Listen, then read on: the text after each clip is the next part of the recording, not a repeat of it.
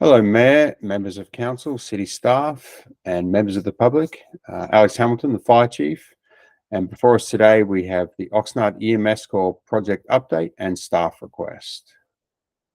So the recommendation before us today is that the City Council receive a report on the progress of the Oxnard EMS Call Workforce Development Program, approve and adopt a resolution to amend resolution number 15800, authorizing full-time equivalent positions pursuant to Chapter 4 of the City Personnel Rules and Regulations to include an Administrative Services Coordinator limited term position to fill the grant EMS Cause Educator role, and the reclassification of the department's community paramedic position to an EMS Specialist Senior to perform grant administration activities and EMT program education.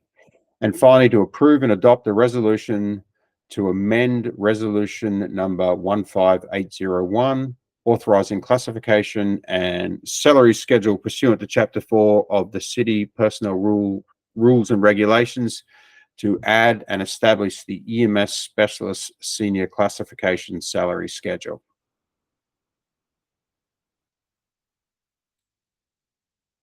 Okay, so as a little bit of background, December 19th of last year, City Council authorised the Oxnard Fire Department to submit an application for the EMS Call Workforce Development Program. In February of this year, we were notified that we were selected as one of 11 sites in California. And so Oxnard Fire Department is actually the lead agency for the EMS Call program in Ventura County. So the Public Works Alliance is the creator of the Model EMS Call program and serves as the program expansion intermediary for the Employment Development Department, or EDD. PWA is providing planning readiness services, program support, and grant funds for the individual site development. I'll talk a little bit more about that in a second, but they have been a fantastic resource for us as we develop this program.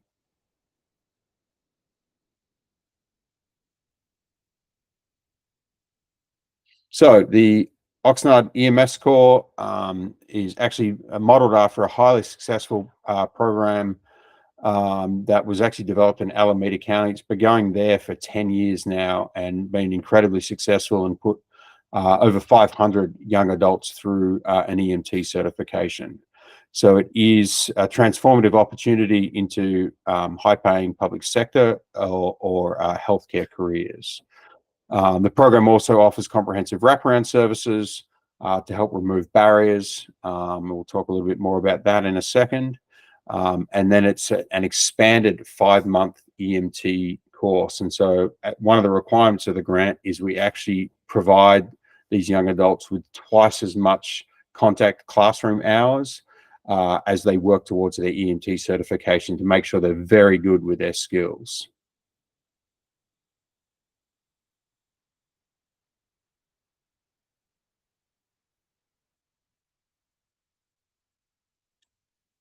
So here you can see the eligibility for the program. It's young adults between the ages of 17 and a half and 26. And you can see there it's for young adults that have essentially had some kind of adverse start in life and have had barriers to employment. You can see the various barriers there that would make them eligible for the program. So whether it's economic or housing insecurity, disconnected from school and work, negative interactions with the justice system, there's a range of qualifying factors for these young adults. Once these young adults are accepted, they would actually receive a $1,500 a month stipend towards completing their EMT certification, as well as a whole slew of wraparound services to ensure they're successful, from tutoring to mentorship, legal assistance, mental health, healthcare navigation if they don't have been exposed to that, as well as nutrition and physical fitness.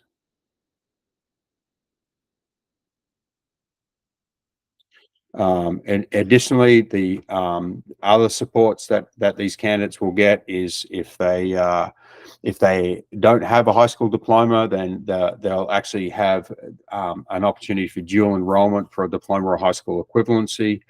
And then there's some other programs that they'd potentially be eligible for to assist with transportation, childcare, and other employment workshops. And so I apologize, this is skipping forward.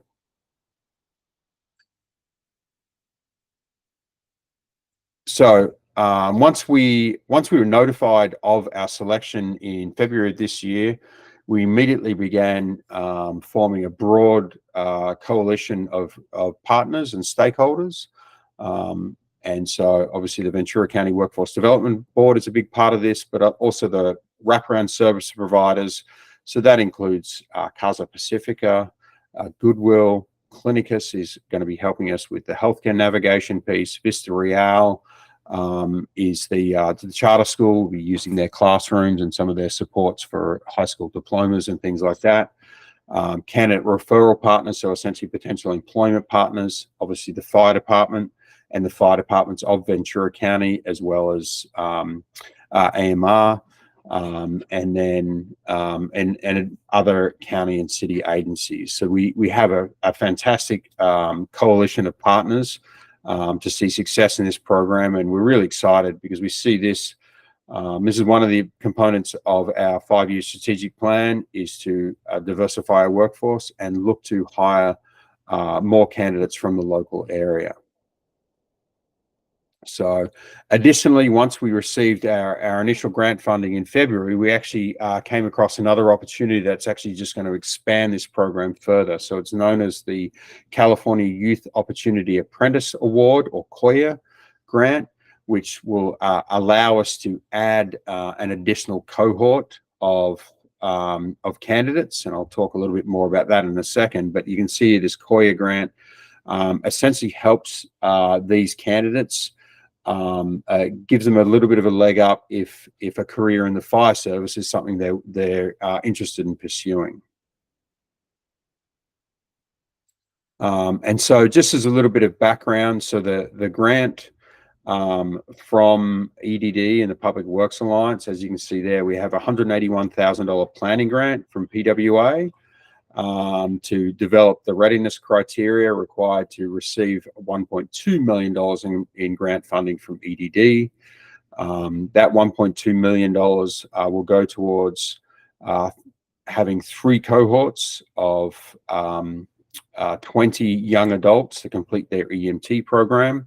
And then with the addition of the $517,000 from the COYA grant, we're actually going to be able to add a 4th cohort. So we'll likely have cohorts here in on the West County, and then also on the East County as well. So the request before you today is to add a limited term administrative services coordinator, as well as reclassifying our community paramedic to EMS specialist senior. Whoops. Okay, and so the financial impact, the 100% of the financial impact will be covered by the grant. So the limited term position you can see there will have an annual cost of just over $94,000. And then the position reclassification will have a cost of just under $5,000, both of which will be covered by the grant. So there's no request for general fund dollars in this. And with that, I would be happy to answer any questions that council and members of the public might have. Thank you so much for the time.